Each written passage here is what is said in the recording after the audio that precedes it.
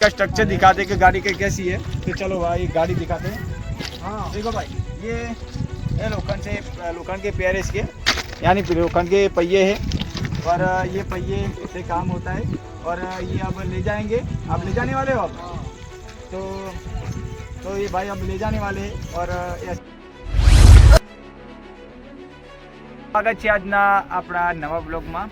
આજે આપણે આવ્યા છીએ રેલ ઉપર, એટલે કે રેલનો આજે વિડીયો બનાવવા આવ્યા છીએ।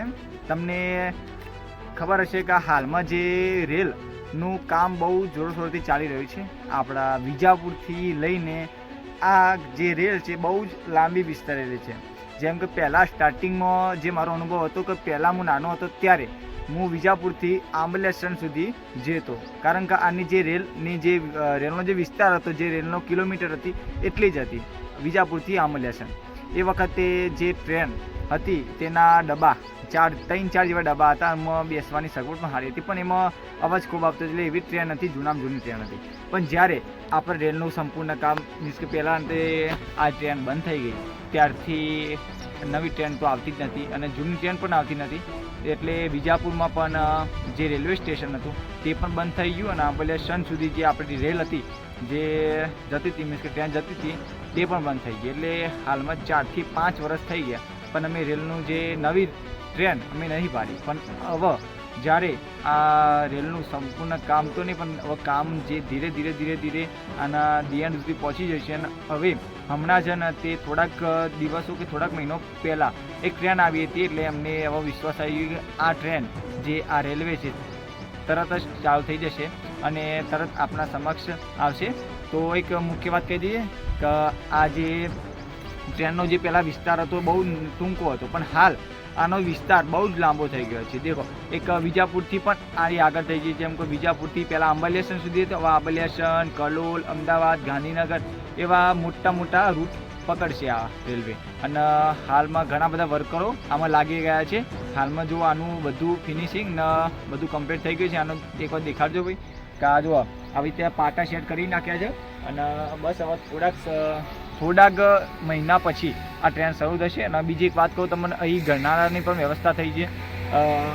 તમે જુઓ ભાઈ આવી રીતે ગાડીઓને બધી જવાની ખૂબ જ સરસ વ્યવસ્થા છે અને જે જમીન છે જમીનથી લગભગ 10 થી 15 ફૂટ ઊંચે આપણે આ ટ્રેન અને આ રેલવે કરી છે, એટલે આ તમારા કોઈ સમય તમારા બાદ આવી જાય, પૂરાઈ જાય તો પણ તમે રેલમાં સફર કરી શકો એવી સંપૂર્ણ વ્યવસ્થા આપણા જે સરકારે કરી છે।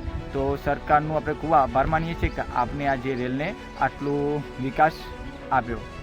તો બીજું મિત્ર એક તમને એક વસ્તુ દેખાડું કે જો આવી રીતે ગરનાળાની વ્યવસ્થા કરી છે। અહીં પાણીને જે સ્ટોર કરવા માટે પણ જગ્યા મૂકી છે, જ્યારે પાણી વધારે આપણે જે આ નાળિયામાં ભરાઈ જાય ને ત્યારે વધારાનું પાણી ત્યાં સામે દેખાડો ભાઈ, જે ખાણા દેખાય છે ને ત્યાં નથી પાણી ભરાઈ જાય છે અને લાસ્ટમાં જ્યારે આ પાણી નેકારામાં આવે ત્યારે ત્યાંથી પાણી નેકારામાં આવે, એટલે આનો પાણીનો સંચય અને સંગ્રહ આરામથી થઈ શકે એના માટે ફૂલ વ્યવસ્થા આપણા સરકારે કરી છે, એટલે કે આ વાહન વ્યવહાર આરામથી થઈ શકે। બીજું મિત્રો આપણા સરકારે આપણા જો વાહન વ્યવહાર તો જઈ શકે, ગાડીઓ જઈ શકે, બાઇક જઈ શકે, પણ આપણે જવા માટે વ્યવસ્થા શું? તો એના માટે આપણા સરકારે એક ગરનાળાની વ્યવસ્થા કરી છે। નાનું ગરનાળું આપણે આરામથી જઈ શકીએ તેવું ગરનાળું અહીં બનાવવામાં આવ્યું છે। અને બીજું એક કે અહીં એક સીડીઓની વ્યવસ્થા કરવામાં આવી છે। જો આ આપણે અહીં આપણે પ્રાણીઓ, કૂતરાઓ અને એવા દરેક પ્રાણીઓ અહીંથી જઈ શકે એવી સંપૂર્ણ વ્યવસ્થા અહીં કરવામાં આવી છે। તમે એક વખત નેચે ઉતરીને દેખાડશો। જો ભાઈ આ રીતે ગરનાળું તો આરામથી હું જઈ શકું તેવી ફૂલ વ્યવસ્થા કરવામાં આવી છે અને સીડીઓની પણ ખૂબ વ્યવસ્થા છે। તો જો આવી રીતે વ્યવસ્થા છે, આરામથી જમીનથી તમારા રેલ ઉપર તમે આવી શકો એવી વ્યવસ્થા છે।